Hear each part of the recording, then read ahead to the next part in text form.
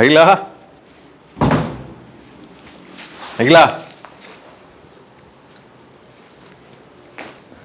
வந்தாச்சா? இங்க வா.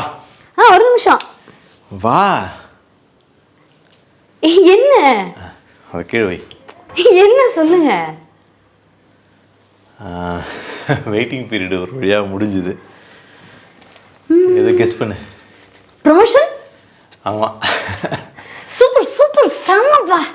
அவர் சாயங்காலம் நான் கிளம்புறதுக்கு ஒரு 4:15 4:45 அப்படி தான் சொன்னார். லெட்டரும் கொடுத்துட்டாங்க. ஐயோ ரொம்ப சந்தோஷம்பா. சூப்பர். எவ்வளவு மெயில்ஸு, எவ்வளோ எக்ஸ்ப்ளனேஷன். 8 மாதம் வெயிட்டிங் வேற. ஆமாம். இன்னைக்கு ரிலாக்ஸ்டாக வெளில போயிட்டு அப்படி சாப்பிட்டு வந்துடலாமா? கண்டிப்பாக போகலாம். அதுக்கு முன்னாடி வீட்டில் ஒரு சின்ன ஸ்வீட் பண்ணிட்டு போகலாம். ஓகே. நீங்கள் ஃப்ரெஷ் பண்ணிட்டு வந்துடுங்க. ஆத்திங்க ஃப்ரெண்ட் வீட்டுக்கு போயிருக்கா, இப்போ வந்துடும். ஓகே.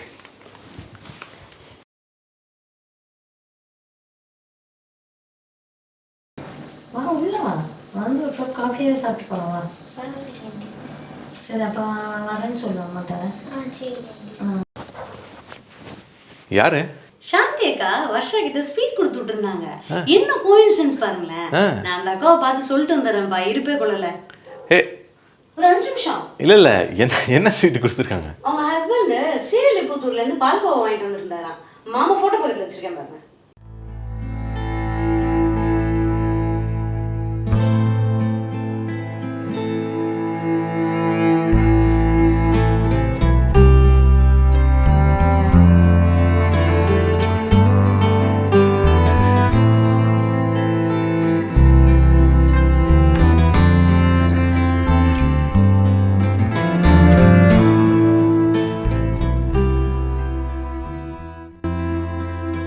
வெளியில் போயிட்டு வீட்டுக்கு வரும்போதெல்லாம் உன் படம் என்னை பார்த்து வாடா அப்படின்னு கூப்பிடுற மாதிரியே இருக்கும். அதை பார்த்துக்கிட்டே தான் வீட்டுக்குள்ளே வரும்.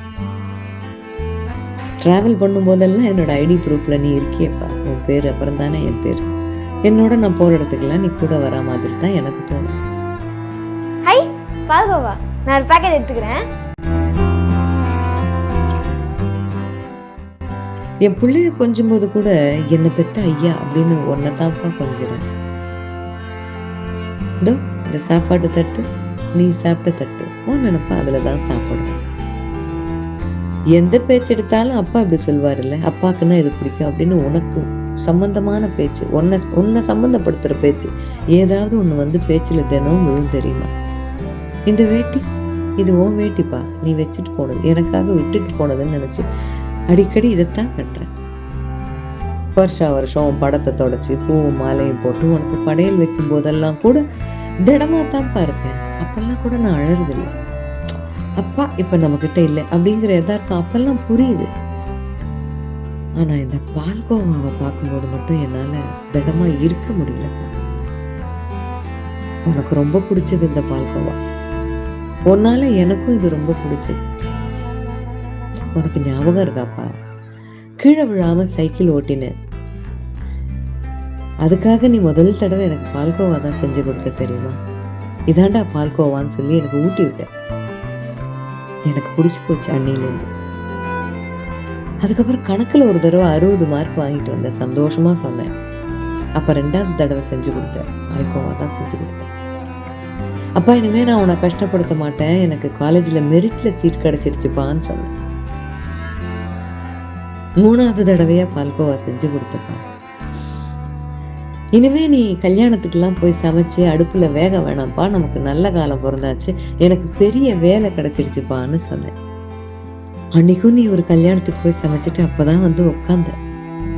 உடனே எழுந்த தெரியுமா? காப்பிக்கு வச்சிருந்த பால் எடுத்து கைவிடாம கிளறி பதமா கிளறி அதை தட்டுல போட்டு ஆற வச்சு வில்ல போட்டு இங்க வாடா வாயை தரடா அப்படின்னு சொன்ன தெரியுமா? அதுதான்ப்பா நீ கடைசியா சொன்னது.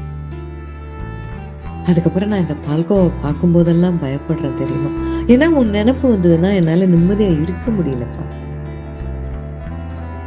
அதனால தானோ என்னவோ இந்த பால்கோவாவை நான் இப்போ வரைக்கும் சாப்பிடுறது கூடுமான வரைக்கும் தவிர்த்து தான் பார்த்தேன். இன்னைக்கு இது கண்ணுல பட்டு போச்சு. இப்ப நான் அதை சாப்பிடுறதா வேண்டாமாப்பா? நீ தான் சொல்லணும்.